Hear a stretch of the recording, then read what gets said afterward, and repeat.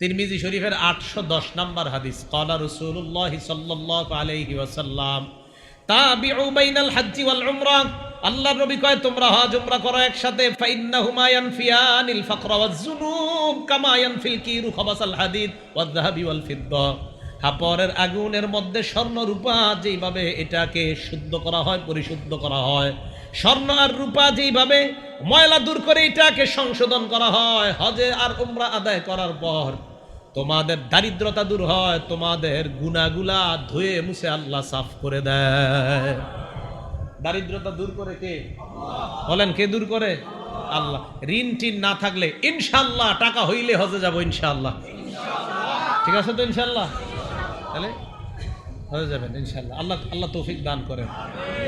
রাসূল আকরাম সাল্লাল্লাহু আলাইহি সাল্লাম বললেন যে তোমরা হজ করলে আল্লাহ তোমাদেরকে ধনী বানিয়ে দিবেন। হজ করলে আল্লাহ কি বানাবেন? ধনী বানাবেন। বিশ্বাস হয়তো সবার। হজে যাওয়ার সময় যদি আপনি টাকা পয়সা খরচ করে রওনা করলেন, যদি মারা যান, প্রতিমধ্যে মারা গেছেন। আমি যে মসজিদে তাফসীর করি ওই মসজিদের সভাপতি সাহেব হজে গিয়া আপনার সৌদি আরব গিয়া মারা গেছে। সৌদি আরব গিয়া মারা গেছে, আলহামদুলিল্লাহ তার কবর ওই দেশে হয়েছে, সৌদি আরব হয়েছে কবর। ক্বালা রাসূলুল্লাহ সাল্লাল্লাহু আলাইহি ওয়াসাল্লাম, বাইহাকি শরীফ নামে একটা কিতাব আছে, শুআবুল ঈমান, 4100 নম্বর হাদিস।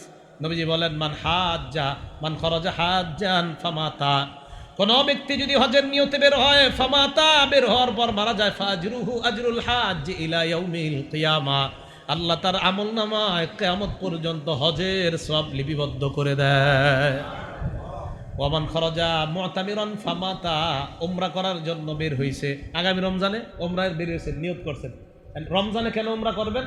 ক্বালা রাসূলুল্লাহ সাল্লাল্লাহু আলাইহি ওয়াসাল্লাম উমরাতুন ফি রমাদান কাহাজ্জাতিন মাই, আল্লাহ নবী কয় রমজান মাসে যেই ব্যক্তি উমরা করবে সে যেন আমার সাথে হজ করছে। না বুঝাইতে পারি নাই, নবীজি কি বললেন? উমরাতুন ফি রমাদান কাহাজ্জাতিন মাই, রমজান মাসে কেউ উমরা করলে আমার সাথে হজ করার সওয়াব। এই জন্য বললাম রমজানে উমরা নিয়ত করেন। রমজানে যদি উমরা যান, যাওয়ার পর ফামাতা, প্রতিমধ্যে যদি মারা যান, ফাজরুহু আজরুল মুতামিরি ইলা ইয়াউমিল কিয়ামা, কিয়ামত পর্যন্ত উমরা আদায়কারীর সওয়াব আল্লাহ আপনাকে দিবেন। ওমান খরাজা গাজিয়ান ফি সাবিলিল্লাহ, কোন ব্যক্তি যদি জিহাদের ময়দানে রওনা করে, করার পর প্রতিমধ্যে মারা যায়, নিয়ত আসেনি?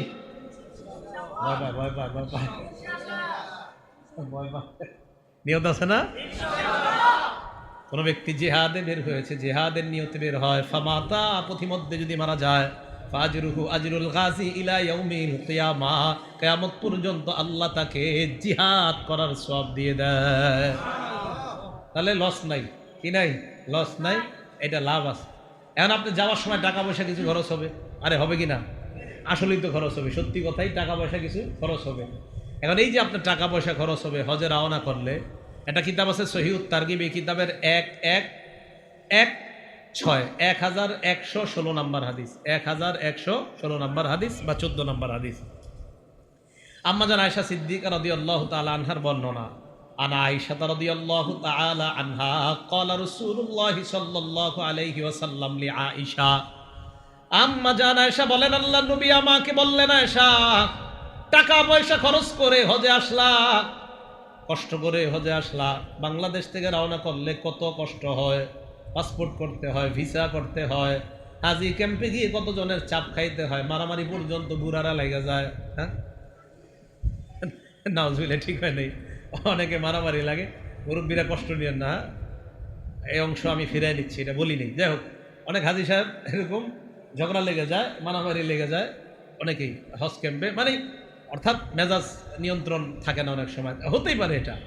এই যে কষ্ট সহ্য করে বিভিন্ন জন বিভিন্ন কথা কয়, হ্যাঁ, তো বিভিন্ন জন বিভিন্ন কথা কয়, এই যে কথা সহ্য করে, ভিসা নিতে সিরিয়াল ধরা লাগে, খুব মন দিয়ে শুনেন, পাসপোর্টে সিরিয়াল লাগে, টাকা দাও, যাকে, এই যে একটা পেরেশানি হয় না।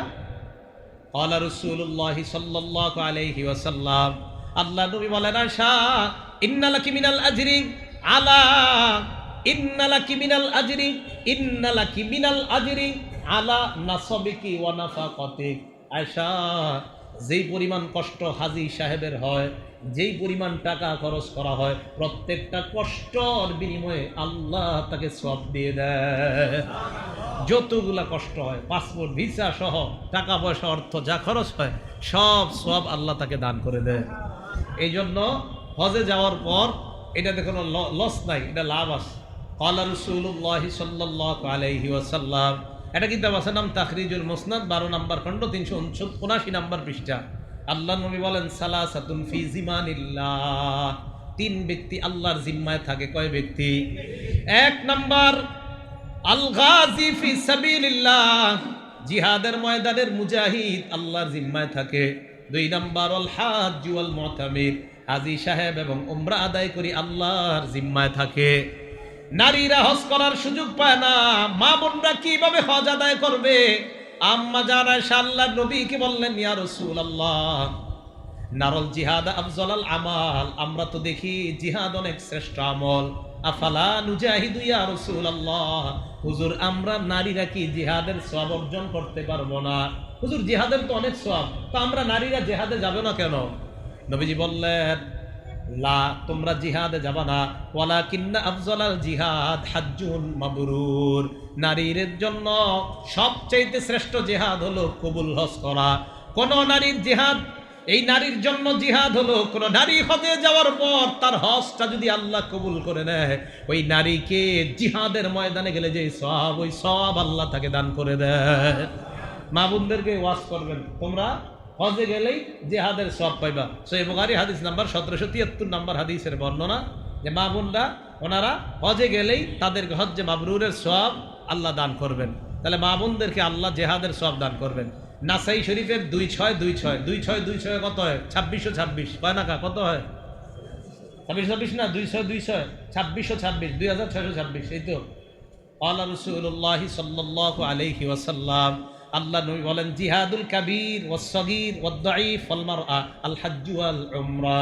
নবীজি বলেন, বৃদ্ধ মানুষের জিহাদ, ছোট মানুষের জিহাদ, দুর্বল মানুষের জিহাদ, নারীর জিহাদ, বৃদ্ধ মানুষের জিহাদ, ছোট মানুষের জিহাদ, নারীর জিহাদ, দুর্বল মানুষের জিহাদ হলো হজ উমরা করা। বৃদ্ধ মানুষ যদি হজ আদায় করে আল্লাহ তাকে জিহাদের সওয়াব দিয়ে দেয়। নারী যদি হজ করে উমরা করে আল্লাহ তাকে জিহাদের সওয়াব দান করে দেয়। মানুষ, বৃদ্ধ মানুষ, তাদের সুযোগ আছে, এরা হজ করলে আল্লাহ তাদেরকে জিহাদের সওয়াব দিয়ে দেয়। তাহলে এদের সামনে কত বড় একটা সুযোগ, এই সুযোগ হাতছাড়া না করা। আল্লাহ যাদেরকে টাকা দিছে, আপনারা তাড়াতাড়ি হজ করবেন, হজ আদায় বিলম্ব না করা। বলেন তো, হজ আদায় কি না করা? বিলম্ব না করা। একটা কিতাব আছে, হাদিসের কিতাব নাম ইবনে মাজাহ। এই হাদিসের কিতাবের 2883 নম্বর হাদিস, 2883 কত হয়? 2883 2883 2883। ক্বালা রাসূলুল্লাহি সাল্লাল্লাহু আলাইহি ওয়াসাল্লাম, আল্লাহ নবী বলেন, মান আরাদাল হাজ্জা ফালইয়াতাআজ্জাল, কোন ব্যক্তি যদি হজের নিয়ত করে সে যেন তাড়াতাড়ি হজ করে। ফাইন্নাহু কদ ইয়ামরাজুল মারিস, কখনো মানুষ অসুস্থ হয়ে যায়, তুমি হজ আদায় করার জন্য টাকা জমাইলা 5 লাখ 5.5 লাখ, তোমার তো জানা নাই তুমি অসুস্থ হয়ে যেতে পারো। কখনো কখনো প্রয়োজনীয় জিনিস হারা যায়, এমন হইতে পারে আপনার জমানো টাকা ডাকাতে নিয়ে যাবে, চোরে নিয়ে যাবে। আপনি টাকা জমায় টমায় রাখছেন, আগামী বছর না, পরের বছর না, পরের বছর না, পরের বছর, এই খালি পরের বছর করতেছেন, চোরে টাকা নিয়ে যেতে পারে। ওয়াতারিদুল হাজা, প্রয়োজন আপনার সামনে এসে যেতে পারে। এই যে করোনা ভাইরাস নামক প্রয়োজন আসার কারণে কত হাজী সাহেবদের জমানো টাকা শেষ, হজ করতে পারে নাই। কি করতে পারে নাই? হজ করতে পারে নাই। আহারে ভাগ্য খারাপ, হজ যাইতে পারে নাই। তো দেখেন, এই যে এই প্রয়োজন এসে যেতে পারে, তাই নবীজি বললেন তাড়াতাড়ি হজ করো, তাড়াতাড়ি হজ করো। আব্দুল্লাহ ইবনে আব্বাসের বর্ণনা, সহিহুত তারগিব কিতাবের হাদিস নাম্বার 1111, 4টা একে কত হয়? 1111, কি সুন্দর হাদিস। হ্যাঁ, আব্দুল্লাহ ইবনে আব্বাস বলেন, তাআজ্জালু ইলাল হাজ্জি ইয়ানি আল ফারিদা, তোমরা ফরজ হজ আদায় করো তাড়াতাড়ি, ফরজ হজে বিলম্ব করবা না, ফরজ হজ তাড়াতাড়ি আদায় করো। তাহলে আজকে আমাদের 2টা আমল আমাদের সামনে, একটা হজ করা আর একটা কোরবানি করা। হজ কার জন্য করা? আল্লাহর জন্য। কোরবানি কার জন্য করা? আল্লাহর জন্য। হজও আল্লাহর জন্য করা, কোরবানি আল্লাহর জন্য। তবে হজটা যেন হজ্জে মাবরুর হয়, এই দোয়া করা আল্লাহর কাছে, মানে কবুল হজ যেন হয়। কবুল হজ যদি না হয় তাহলে তো সমস্যা। হজ কিন্তু কবুল হজ হতে হবে, এই দোয়া আল্লাহর কাছে করা যেন হজটা কবুল হজ হয়। বুখারী শরীফের 1773 নম্বর হাদিস, ক্বালা রাসূলুল্লাহি সাল্লাল্লাহু আলাইহি ওয়াসাল্লাম, আল্লাহর নবী বলেন, আল হাজ্জুল মাবরুর লাইসা লাহু জাযাউন ইল্লাল জান্নাহ, কবুল হজের একমাত্র প্রতিদান হলো মরার সাথে সাথে আল্লাহর জান্নাতের মেহমান। কবুল হজের প্রতিদান আল্লাহ জান্নাতের মেহমান। সহিহ বুখারী হাদিস নাম্বার 1521 নাম্বার হাদিস, ক্বালা রাসূলুল্লাহ সাল্লাল্লাহু আলাইহি ওয়াসাল্লাম, আল্লাহ নবীকে এক সাহাবা প্রশ্ন করলেন কোন আমল সবচাইতে শ্রেষ্ঠ? নবী বললেন ঈমানুন বিল্লাহি ওয়া রাসূলি, আল্লাহর উপর ঈমান আনা, নবীর উপর ঈমান আনা সবচাইতে শ্রেষ্ঠ আমল। সাহাবা প্রশ্ন করলেন এরপর কোন আমলটা শ্রেষ্ঠ? নবীজি জবাব দিলেন এরপর আল জিহাদু ফি সাবিলিল্লাহ, আল্লাহর রাস্তায় জিহাদ করা শ্রেষ্ঠ ইবাদত। আপনি জানেন হজের মাসালা পড়তে গিয়ে আমি দেখি সব জায়গায় জিহাদের কথা বলছি নবী। হজ জিহাদ, হজ জিহাদ। কেন? হজ করতেও কষ্ট হয়, জিহাদেও কষ্ট হয়, তাই নবীজি হজ জিহাদ, হজ জিহাদ সব জায়গায় হজের কথা আনছে, জিহাদের কথা আনছে। তো নবীজিরে বলছে সবচেয়ে শ্রেষ্ঠ ইবাদত কোনটা? বললেন ঈমান আনা আল্লাহর উপর, নবীর উপর ঈমান আনা। 2 নাম্বার বলতেছে, তো নবীজি সাল্লাল্লাহু আলাইহি সাল্লাম জবাব দিলেন 2 নাম্বার শ্রেষ্ঠ ইবাদত, এই ইবাদতটা হলো আল্লাহর রাস্তায় জিহাদ করা। জিহাদ মানে সন্ত্রাস না, এটা জনগণকে বুঝাইতে হবে, জনগণকে বয়ান দিয়ে বুঝাইতে হবে, জনগণকে কাছে গিয়ে বুঝাইবেন যে সন্ত্রাস আর জিহাদ এক না। আপনারা জঙ্গি মনে করেন যাকে, এটার নাম জিহাদ না। জিহাদ একটা পবিত্র জিনিসের নাম, পবিত্র বিধানের নাম। সন্ত্রাস আর জঙ্গি দমন করার শ্রেষ্ঠ পদ্ধতির নাম হলো জিহাদ।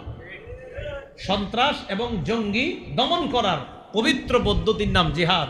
জিহাদ মানে জঙ্গিবাদ না, জিহাদ মানে সন্ত্রাস না। সন্ত্রাস নির্মূল করার নাম জিহাদ, জঙ্গিবাদ নির্মূল করার নাম জিহাদ। অবৈধভাবে অন্যায়ভাবে কোনো মুসলমানের উপর, কোনো মানুষের উপর আক্রমণ করা, এই আক্রমণ যেন না হয় এটাকে প্রতিহত করার নাম জিহাদ।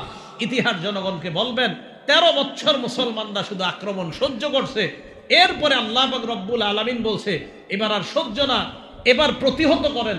প্রথমেই বলে নাই যে আপনারা শুধু এবারে ঝাঁপিয়ে পড়েন, আল্লাহ বলছে প্রতিহত করেন। এরপরে আল্লাহ বলছে উযিনা লিল্লাযীনা ইউকাতালুনা বিআন্নাহুম যুলিমু, আর জুলুমের শিকার হওয়া যাবে না, এবার আপনারা পাল্টা আক্রমণ করবেন। তাহলে ইসলাম কি শিক্ষা দেয়? ইসলাম প্রথমে কারো উপর আক্রমণ করে না, অন্যরা আক্রমণ করে, ইসলাম এটাকে দমন করে। ইসলাম আক্রমণ শিখায় না, ইসলাম নিপীড়ন শিখায় না, ইসলাম জুলুম শিখায় না, ইসলাম নির্যাতন শিখায় না। নির্যাতন প্রতিহত করা ইসলাম শিখায়, জুলুম প্রতিহত করা ইসলাম শিখায়, জঙ্গিবাদ দমন করা ইসলাম শিখায়, সন্ত্রাস নির্মূল করা ইসলাম শিখায়। ইসলাম আর জিহাদ হলো একটা পবিত্র বিধানের নাম, এটা মনে রাখতে হবে। জিহাদ মানে সন্ত্রাস না, এটা বুঝাবেন জনগণকে। ইসলামের ইতিহাস শোনাবেন, মক্কা জীবন শোনাবেন, নবীর মদিনা জীবন শোনাবেন। আমি বিশ্বাস করি যারা এটা বুঝে না, এরা যখন মক্কা মদিনা জীবনী শুনবে, নবীজির এই জীবনী তাদের সামনে বললে, তখন স্পষ্ট বুঝবে তারা আসলেই তো ইসলাম সন্ত্রাসের নাম না, ইসলাম কোনো সন্ত্রাসী কর্মকাণ্ডের নাম না, জিহাদ কোনো সন্ত্রাসী কর্মকাণ্ডের নাম না। এটা মানুষকে ভুল বুঝানো হয়, এই জন্য মানুষ জিনিসটা বুঝে না। কথা কি বুঝে আসছে সবার? এই জন্য আপনারাও সবাই মক্কা জীবনী মদিনা জীবনীটা পড়বেন, নবীজির মক্কি জীবনী মদিনা, প্রথমে 13 বছরের জীবনীটা পড়বেন আলাদা, আন্দাজি প্রথমে মদিনা জীবন পড়বেন না, প্রথমে মক্কি জীবন পড়বেন। গোটা 23 বছর পড়ার আগে প্রথমে 13 বছর পড়বেন, এরপরে 10 বছর পড়বেন, এইভাবে 23 বছর পড়বেন। আপনি স্পষ্ট বুঝতে পারবেন মুসলমান শুধু আক্রমণ সহ্য করেছে, আর আক্রমণ প্রতিহত করার নাম হয়েছে জিহাদ। তাহলে বলেন তো, জিহাদ মানে কি প্রথমে আক্রমণ করছে না আক্রমণ প্রতিহত করছে? হ্যাঁ, এটার নাম জিহাদ। এটা আমরা বুঝাইতে হবে। এটা যারা বুঝে না এদেরকে বুঝান, কাছে ডেকে ডেকে বুঝাবেন। আমি অনেককে বুঝাইতে সক্ষম হয়েছি, যারা বুঝতো না, বুঝানোর পর এদেরকে বই দিছি ধরে ধরে, এই বই পড়েন, পড়ার পর ক্লিয়ার হবে জিহাদ কাকে বলে, সন্ত্রাস কাকে বলে। তখন ওই বই পড়ার পর তাদের কাছে স্পষ্ট হয়েছে জিহাদ হলো পবিত্র বিধান, সন্ত্রাস হলো আবু জাহেলের নাম। জিহাদ হলো পবিত্র বিধান, সন্ত্রাসী কর্মকাণ্ড কাফেররা শুরু করছে প্রথম, মুসলমানরা শুরু করে নাই। তাহলে সন্ত্রাসী কর্মকাণ্ড কি মুসলমানরা করছে প্রথম না কাফেররা? এটা কেন বললাম? হজের সাথে জিহাদের কথা সব জায়গায় আসতেছে, এটা যেন কেউ ভুল না বুঝেন যে হুজুর জিহাদের সাথে হজের একটা হজ একটা কত বড় ইবাদত, এটার সাথে আবার আপনারা এই জঙ্গি জঙ্গি শব্দটা বলেন গেল। তাহলে জিহাদ মানে কি জঙ্গি না? জঙ্গিবাদ দমন করা। জিহাদ মানে কি সন্ত্রাস, সন্ত্রাস দমন করা। মনে থাকবে তো সবার? হ্যাঁ, আমি আমাদের বাংলাদেশের কোন একটা সাইনবোর্ডের মধ্যে লেখা দেখছি, কোথায় মনে নাই, হাঁটতে হাঁটতে, যে জিহাদ আর সন্ত্রাস এক না। কি লেখা আছে ওখানে? জিহাদ আর সন্ত্রাস এক না।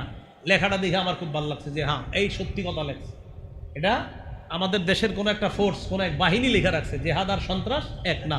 ওনারা লেখা রাখছে, কোনো একটা বাহিনী সম্ভবত সরকারি, ওনারা লিখে রাখছে। এইটা একদম সত্য কথা, জিহাদ সন্ত্রাস এক না। তাহলে এটা বুঝাইতে হবে জনগণকে, জিহাদ ভাই একটা পবিত্র বিধানের নাম, এটা সন্ত্রাস না।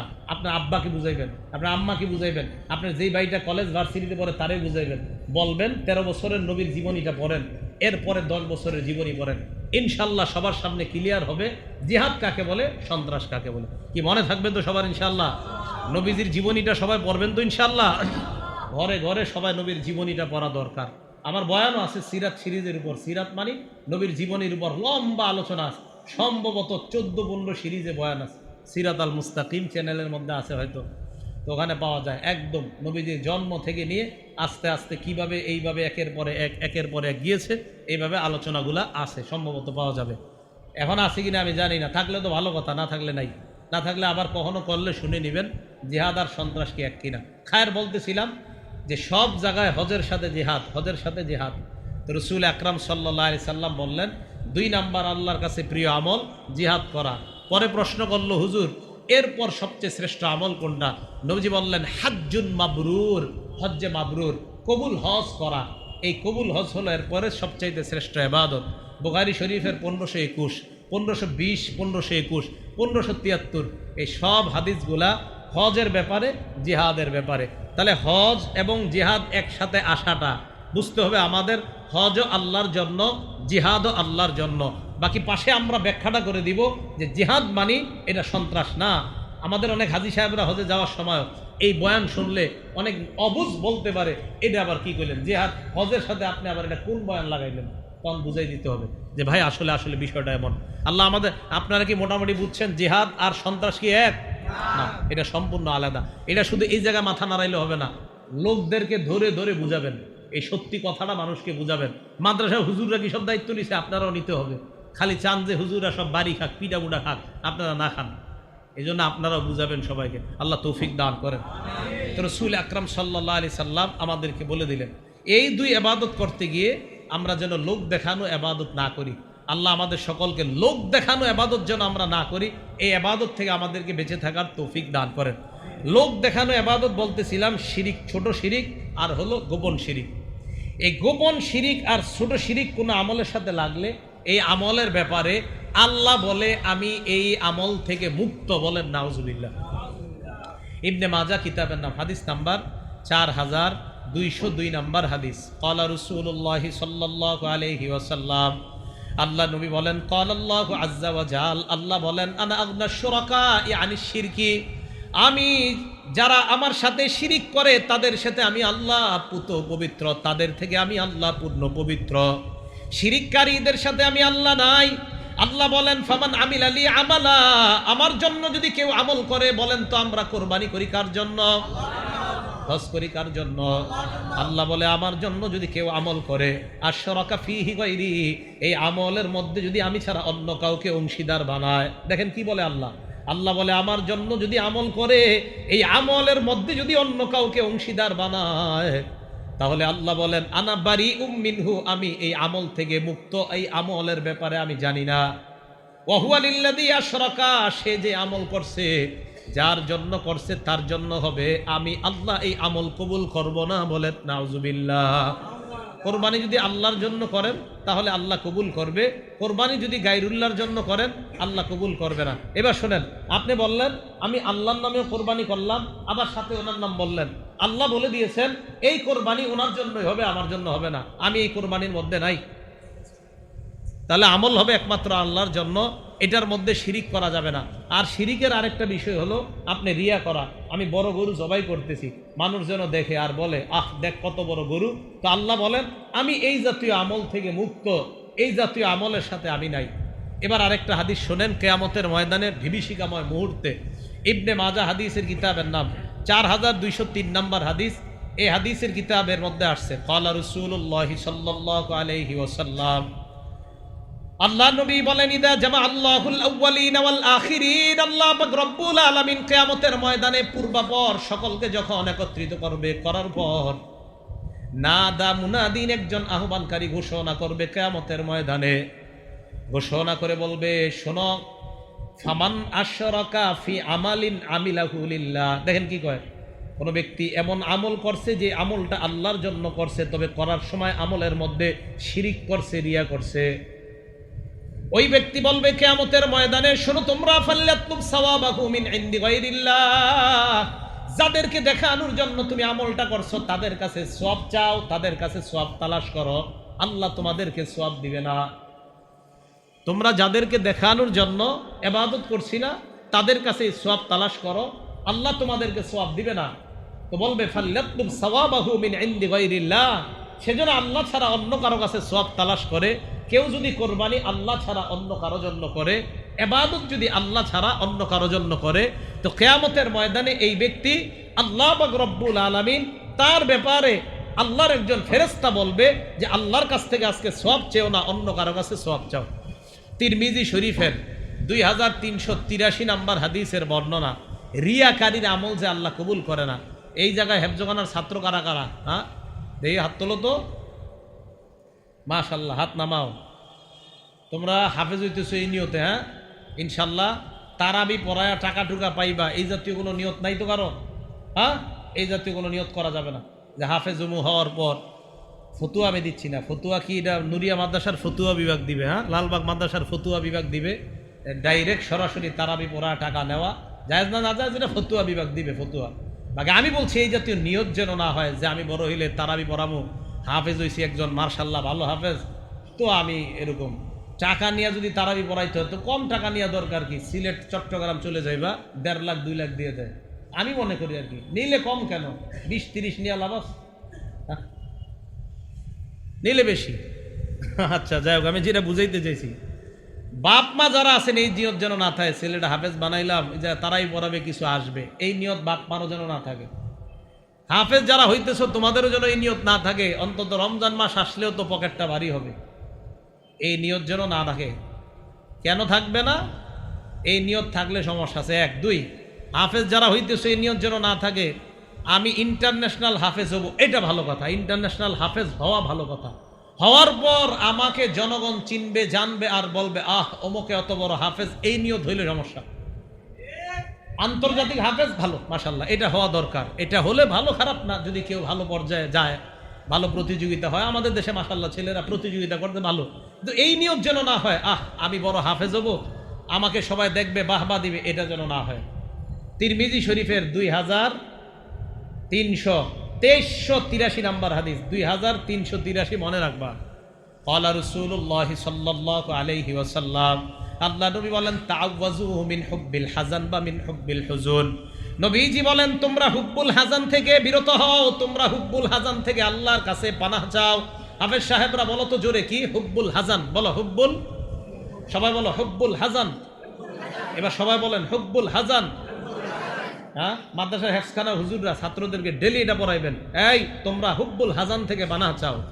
তো সাহাবারা বললেন ইয়া রাসূলুল্লাহ ওয়া মা হুব্বুল হাযান বা ওয়া মা হুব্বুল হুজুন, হুব্বুল হাযান কি হুজুর আপনার কাছে জানতে চাই। আল্লাহ নবী বলেন ওয়াদিন ফি জাহান্নাম, হুব্বুল হাযান হলো জাহান্নামের একটা এলাকার নাম, জাহান্নামের একটা এলাকার নাম। তাতাআওয়াযু মিনহু জাহান্নামু কুল্লা ইয়াউমিন মিআতা মাররা, জাহান্নাম এই এলাকা থেকে আল্লাহর কাছে দৈনিক 100 বার পানাহ চায়। কার এলাকা? জোরে বলেন, কার এলাকা? জাহান্নাম, জাহান্নামের নিজের এলাকা থেকে আল্লাহর কাছে, গো আল্লাহ তোমার কাছে পানাহ চাই, পানাহ চাই দৈনিক কয়বার? কয়?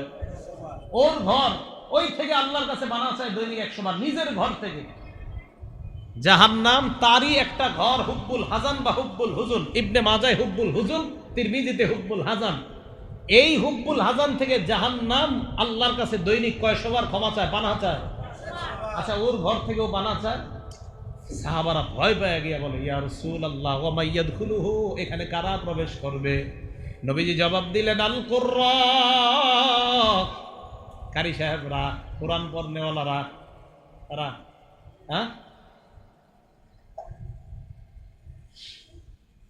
কোরআন পড়নেওয়ালারা। আল মুরাউনা বিআমালিহিম, যারা তাদের কর্ম মানুষকে দেখায়।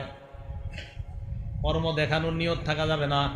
হ্যাঁ, কর্ম দেখানোর নিয়ত থাকা যাবে না। আমরা যারা আলোচনা করি বক্তা, হ্যাঁ, এই যে আমি নিজেও, খবর আছে, ভয়ঙ্কর খবর আছে। কি খবর আছে? তিরমিজি শরীফের 2382 নাম্বার হাদিস, 2382 নাম্বার হাদিসে কি কয় দেখেন। তাহলে এটা হলো আমরা আলেম যারা আছি, এই যে হাদিসটা বললাম সবার জন্য ভাই, কোর্র দ্বারা উদ্দেশ্য যদিও হাফেজ, কিন্তু এই জায়গায় এই কোর্র দ্বারা উদ্দেশ্য হাফেজ আলেম যারা সব একদম সবাই, কাউকে দেখানোর জন্য হবে না, একমাত্র আল্লাহকে খুশি করার জন্য। তাহলে আমি শুধু হাফেজদের থেকে শুনতে চাই, আমরা হাফেজ হব কাকে খুশি করার জন্য? আল্লাহকে, বাস। হ্যাঁ, আল্লাহকে খুশি করার জন্য কিছু করলে দুনিয়ার যে প্রয়োজন আছে এই প্রয়োজন আল্লাহ পুরা করে দিবেন ইনশাআল্লাহ। দুনিয়ার প্রয়োজন আল্লাহ পুরা করে দিবেন, আল্লাহ পুরা করে দিবেন। এবার ওলামায়ে কেরাম আমরা যারা আছি, ওলামা, তোলাবা, দাতা, সবাই একটা হাদিস শুনি। তিরমিজি শরীফের 2382 নাম্বার হাদিস। এই হাদিসের বর্ণনাকারীর নাম সুফাই আল আসবাহি। উনি মদিনায় আসছে। মদিনায় আসার পর দেখে ফাইজা হুয়া বিরাজুলিন কদ ইজতামা আলাইহিন নাস, এক ব্যক্তিকে ঘিরা রাখছে অনেক মানুষ। উনি বললেন মান হাযা, এটা কে? জনগণ কয় আবু হুরায়রা। ছিল না উনি নবীর সাহাবা আবু হুরায়রা। তো উনি কি করলেন? ফাদানাউতু মিনহি ফাকআতু বাইনা ইয়াদাই, আমি তার কাছে গেলাম, তার পাশে বসলাম। একটু মন দিয়ে হাদিসটা শোনেন। আমি তার কাছে গেলাম, তার পাশে বসলাম। তো আবু হুরায়রা রাদিয়াল্লাহু তাআলা আনহুর পাশে বসার পর দেখি ওয়াহুয়া ইউহাদ্দিসুন নাস, তিনি মানুষকে হাদিস শোনায়। ফালাম্মা সাকাতা ওয়া খলা, তিনি যখন হাদিস পড়া থেকে অবসর হলেন এবং নির্জনতা অবলম্বন করলেন, কুলতু লাহু, আমি তাকে বললাম, লামা হাদ্দাসতানি হাদিসান হাদ্দাসানিহি রাসূলুল্লাহ সাল্লাল্লাহু আলাইহি ওয়াসাল্লাম, এমন একটা হাদিস আমাকে শোনান যে হাদিসটা আল্লাহর নবীর কাছ থেকে আপনি সামি'তাহু মির রাসূলিল্লাহ, যে হাদিসটা আপনি আল্লাহর নবীর কাছ থেকে নিজ কানে শুনছেন। আকলতাহু আমিলতা আলিমতাহু ওয়া আকলতাহু, যে হাদিসটা আপনি বুঝেছেন এবং জেনেছেন এমন একটা হাদিস আপনি শোনান। আবু হুরায়রা জবাব দিলেন, লা আফআলু, আমি তোমাকে শোনাবো, লা উহাদ্দিসান্নাকা হাদিসান হাদ্দাসানিহি রাসূলুল্লাহ, আমি তোমাকে এমন একটা হাদিস শোনাবো যে হাদিসটা আল্লাহর নবী আমাকে শোনাইছেন, এই হাদিসটা আমি তোমাকে শোনাবো। ফানাশাগা আবু হুরায়রা নাশগাতান, আবু হুরায়রা সাথে সাথে বেহুশ হয়ে গেছে। কি হয়ে গেছে? হাদিস কিন্তু কয় নাই, বেহুশ হয়ে গেছে। আবু হুরায়রার হুঁশ ফিরে আসছে। আসার পর আবু হুরায়রা আবার বললেন, লা উহাদ্দিসান্নাকা হাদিসান হাদ্দাসানিহি রাসূলুল্লাহ ফি হাযাল বাইতি মানা মা মানা আহাদুন গায়রি ওয়া গায়রু, আমি তোমাকে এমন একটা হাদিস শোনাবো যে হাদিস আল্লাহ নবী আমার এই ঘরের মধ্যে শোনাইছে, আমি আর আল্লাহ নবী ছাড়া ঘরের মধ্যে কেউ ছিল না। সুম্মা নাশাগা আবু হুরায়রা নাশরাতান উখরা, আবু হুরায়রা আবার বেহুশ হয়ে গেছে। কয়বার? হাদিস কয় না। আবু হুরায়রা বলেন, লা উহাদ্দিসান্নাকা হাদিসা, আমি তোমাকে এমন একটা হাদিস শোনাবো, হাদ্দাসানিহি রাসূলুল্লাহ ফি হাযাল বাইত মা মা'না আহাদুন গায়রি ওয়া গায়রু, আমি আর নবী ছাড়া এই ঘরে কেউ ছিলাম না। এই কথা বলার পর আবু হুরায়রা আবার বেহুশ হয়ে গেছে। কি এমন হাদিস যে হাদিস বলতে পারে না? আবু হুরায়রা রাদিয়াল্লাহু তাআলা আবার বলে, আমি তোমাকে এমন একটা হাদিস শোনাবো, নবীজি এই ঘরে এই জায়গায় বইসা হাদিসটা আমাকে শোনাইছে, আমি আর আল্লাহ নবী ছাড়া কেউ শুনে নাই। হাদিসটা আমি শুনছি, বুঝছি, আবার ভালোভাবে অনুধাবন করছি। আবার আবু হুরায়রা বেহুশ হয়ে গেছে 4 বার। আবার হুঁশ ফিরে আসার পর ফালাম্মা মার খাররান আলা ওয়াজহি মালা খাররান আলা ওয়াজহি, আবু হুরায়রা মাটির মধ্যে পড়ে যাওয়ার উপক্রম, আসনাতুহু আলাইয়া, আমি আবু হুরায়রার শরীরটা আমার শরীরের সাথে লাগাইলাম। দীর্ঘ সময় পর্যন্ত আমি তাকে এইভাবে আটকায় রাখলাম। হুঁশ ফিরে আসার পর আবু হুরায়রা বললেন, ইন্নাল্লাহা ইযা কানা ইয়াউমুল কিয়ামা ইয়ানজিলু ইলাল ইবাদ, কিয়ামতের ময়দানে আল্লাহ বান্দাদের সামনে আসবেন, লিয়াকজিয়া বাইনাহুম, বান্দাদের মাঝে বিচার করবে। আউয়ালু মান ইয়াদউ বিহি রাজুলুন তাআল্লামাল ইলমা, সর্বপ্রথম আল্লাহ এমন বান্দাকে ডাকবে যেই বান্দা ইলম শিখছে।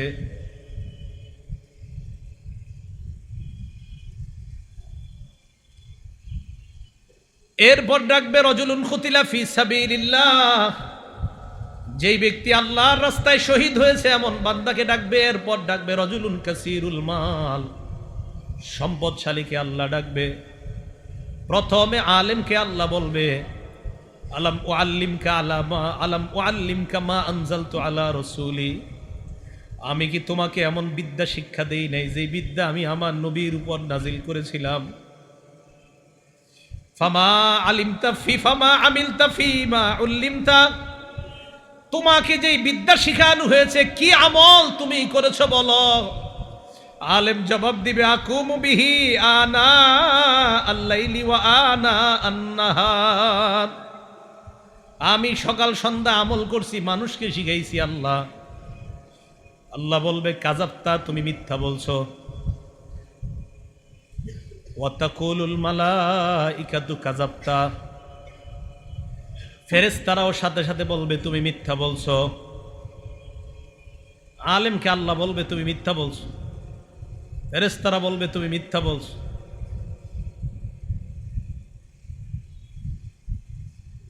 এরপর আল্লাহ শহীদকে ডাক দিয়ে বলবে তুমি কেন শহীদ হয়েছে বলো। শহীদ বলবে আল্লাহ আপনারে খুশি করার জন্য শহীদ হয়েছে। আল্লাহ বলবে এই কারণে না। আলেমকে আল্লাহ বলবে প্রথমে, এরপরে শহীদ। প্রথমে আলেমকেও বলবে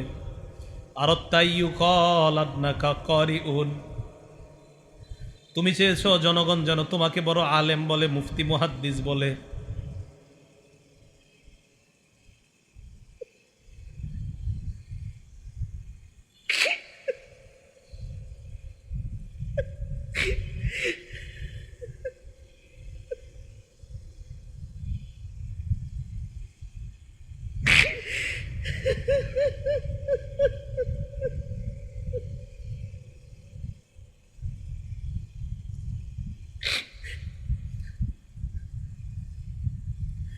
মানুষ তোমাকে বড় আলেম বলছে, বড় বক্তা, বড় মুহাদ্দিস, সব বলছে, যাও জাহান্নামে যাও।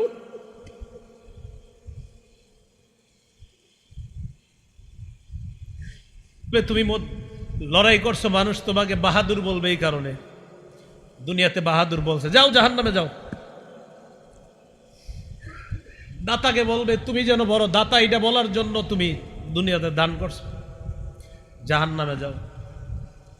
হাদিসে নবীজি বলছেন উলাইকা সালাসা তুসাআরু বিহিমুন নার আউয়ালু মান তুসাআরু বিহিমুন নার, এই তিনজনকে দিয়ে জাহান্নাম জ্বালাবে আল্লাহ। সর্বপ্রথম এই তিনজনের মাধ্যমে জাহান্নাম জ্বালাবে। মানুষকে দেখানোর জন্য যেন আমাদের আমল না হয়, আমাদের হজ, আমাদের কোরবানি, আমাদের জীবন, আমাদের মরণ সব কাকে খুশি করার জন্য বলেন? আল্লাহকে খুশি করার জন্য। মানুষকে দেখানোর জন্য যদি হয়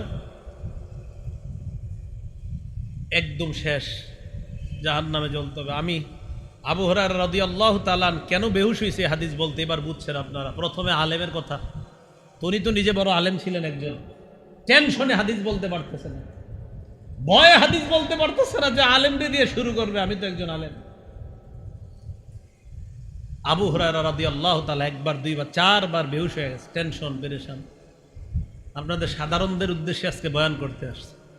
শেষের দিকে কি এক হাদিস মাথায় আসে, এই হাদিস যখন মাথায় আসে তখন আর আপনাদেরকে বয়ান করতে মন চায় না, তখন মন চায় শুধু নিজেরে, আমরা হুজুর যারা আমাদেরকে বয়ান করি, আমরা সাধারণ পাবলিক আপনাদেরকে কি বয়ান করব। বুঝাইতে চাইলাম কোরবানি তো সবাই করি ভাই, কাউরে দেখানোর জন্য কোনো আমল করেন না, নামাজও কাউরে দেখানোর জন্য পড়বেন না, হজ কাউকে দেখানোর জন্য না। তাহলে আজকে থেকে আমি, আপনি, আমরা সবাই সিদ্ধান্ত, কি আলেম আর কি আপনারা, আমরা সবার সিদ্ধান্ত আমাদের ছোট বড় সব আমল কার জন্য হবে? আল্লাহর জন্য। আমরা সব আমল আল্লাহর জন্য কি করবো তো ইনশাআল্লাহ। তাহলে হজ কার জন্য, কোরবানি কার জন্য? এটা আল্লাহ বলছে ইন্না সালাতি ওয়া নুসুকি ওয়া মাহইয়ায়া ওয়া মামাতি লিল্লাহি রাব্বিল আলামিন, নিশ্চয় আমার নামাজ, ওয়া নুসুকি আমার কোরবানি, ওয়া মাহইয়ায়া আমার জীবন, ওয়া মামাতি আমার মরণ, লিল্লাহি রাব্বিল আলামিন বিশ্ব জগতের রব আল্লাহর জন্য। তাহলে আমাদের জীবন, আমাদের মরণ, আমাদের হজ, আমাদের কোরবানি, আমার সব ইবাদত, বলেন বুট কথা, আমার আপনার জীবনটাই কার? আল্লাহ। তাহলে যেই জীবন আল্লাহর জন্য, এই জীবনে কিভাবে আমরা কাউকে দেখানোর জন্য ইবাদত করব? যেহেতু জীবনটাই আল্লাহ, তো ইবাদত হবে কার? সহজ হিসাব ভাই, মনে থাকবে তো ইনশাআল্লাহ। তো কোরবানি আল্লাহর, জীবন আল্লাহর, মরণ আল্লাহর ইনশাআল্লাহ। তো এই মাদ্রাসাটার প্রতি ইনশাআল্লাহ আপনারা খেয়াল রাখবেন, এলাকাবাসী যারা আছেন, ওলামায়ে কেরামও আপনারা নেক দৃষ্টি রাখবেন, আর সাধারণ যারা আছেন সবাই নেক দৃষ্টি রাখবেন ইনশাআল্লাহ। আল্লাহ পাক রব্বুল আলামিন আমাদের সকলকে, মোতায়েম সাহেব মাশাআল্লাহ উনি খুব মহব্বত করে, উনি আমার চেয়ে বয়সে বড়, কিন্তু উনি আমারে ভাবে কি জানেন, আমি ওনার কথায় বুঝছি, আমাদের মোহতামি সাহেবের কাছে উনি যা ব্যক্ত করছে উনি বুঝে অনেক কিছু আমারে, হুজুর আমি আসলে এরকম কিছু না, সত্যি এরকম কিছু না, আপনি যা ভাবেন। আমাদের মোহতামি সাহেবের কাছে উনি আমারে এমনভাবে উপস্থাপন করছে আসলে ওরকম আমি কিছু না। এই জন্য মাশাল্লাহ বড় হৃদয়ের মানুষ, এই জন্য মানুষ সে বড় মনে করে দেখে। মুস্তাকুন নবী সাহেবের সাথে সম্পর্ক রাখে, তো এই জন্য মনটা বড়। কার সাথে সম্পর্ক রাখে? আল্লামা মুস্তাকুন নবী সাহেব, আমাদের কুমিল্লার গর্ব, বাংলাদেশের গর্ব, পুরো দুনিয়ার গর্ব। হ্যাঁ, আমাদের পুরা দুনিয়ার গর্ব।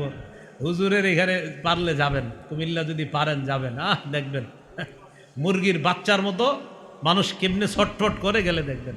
পারলে যায়েন হুজুর কাফেলা যায়নি আপনার কখনো? হুজুরের সাথে প্রত্যেক মাসের শেষ শনিবার এলাকাবাসী যারা আছেন যদি পারেন কখন হুজুরের সাথে যায়েন, কুমিল্লা সুদুন্নপুর আল্লাহ মুস্তাকুন নবী সাহেব হুজুরের কাছে যায়েন, একটু বয়ান শুনেন।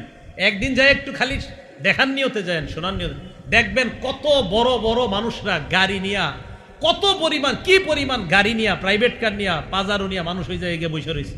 এইভাবে হুজুরের সামনে একদম বড় বড় ব্যক্তিরা, কোটি কোটিপতিরা সামনে বৈশা বৈশা বয়ান শুনবে, নিজেদেরকে একদম হুজুর বিলাই দিছে। হ্যাঁ, হুজুর কাফেলা নিয়ে যায়, মনে যায় হুজুর কাফেলা যায় না, কাফেলা নিয়ে যখন যায় এলাকাবাসী যারা আছেন যোগাযোগ করলেন, হুজুর আমরাও যাব, কিভাবে যাইতে হয়, বাস ভাড়া করা লাগে, কি লাগে, আমরাও যাব, ইনশাল্লাহ যায় প্রত্যেক মাসের শেষ শনিবার।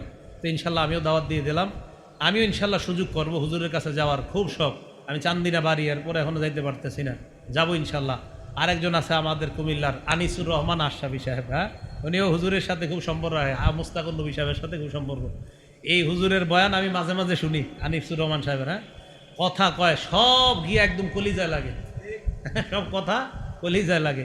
একটা বয়ান করছে, কতবার যে এই বয়ানটা আমি শুনছি জানেন না, এই যে একটা বয়ান আছে দেখবেন যে তুমি আজকে কার জন্য কি করলা, বড় বড় বিল্ডিং করলা, পাইলিং করলা, তুমি মরে যাইবা, সব শেষ। এটা জানেন না, এত হিট করছে এই বয়ান, দিলে হিট করে। কি কইল উনি বলতেছে যে আমার বাবা নাই, দাদা নাই, দাদি নাই, কেউ নাই, কিচ্ছু নাই, মিয়া আমিও থাকবো না। ওনাদের বয়ান আমি মাঝে মাঝে চিন্তা করি, আল্লামা মুস্তাকুন নবী সাহেব, আমাদের মাওলানা আনিসুর রহমান আশরাফি সাহেব আমারে খুব মহব্বত করে, ওনারা খুব মহব্বত করে, কিন্তু আসলে আমি অকৃতজ্ঞ বান্দা, এখনো দেখা করতে পারতেছি না, যাবো ইনশাআল্লাহ। তো হুজুর আনিসুর রহমান আশরাফি সাহেব দেখবেন কোনো সুর সার কিচ্ছু নাই, কথা গিয়া শুভ লাগে দিলে, একদম হিট করে। কি আজীব এক ইয়া, আমলি মানুষ তো, আমলি মানুষ তো যা কয় তাই ভালো লাগে। আমলি মানুষ দেখবেন যা কইব এটাই ভালো লাগে। আপনারা যদি একটা থাবরও দেয় আমলি মানুষ, জি হুজুর মারেন আমারে মারেন, তাও ভালো লাগবে। যাই হোক, আমলি মানুষদের কাছে বেশি বেশি যাবেন, যারা আমল করে তাদের কাছে খুব বেশি যাবেন। আল্লাহ আমাদের সকলকে জীবনটা যেন আল্লাহ ওয়ালাদের সাথে থেকে, তাদের থেকে যেন আমরা দিন শিখতে পারি, ইসলাম শিখতে পারি, কোরআন সুন্নাহ মোতাবেক যেন জীবনটা পরিচালনা করতে পারি, আল্লাহ তৌফিক দান করেন। সর্বশেষ মাদ্রাসাটার প্রতি খেয়াল রাখবেন, এই দোয়া চেয়ে, এই দোয়া করে আল্লাহ পাক রব্বুল আলামিন আমাদের সকলের আমলগুলা আল্লাহর জন্য করার তৌফিক দান করেন।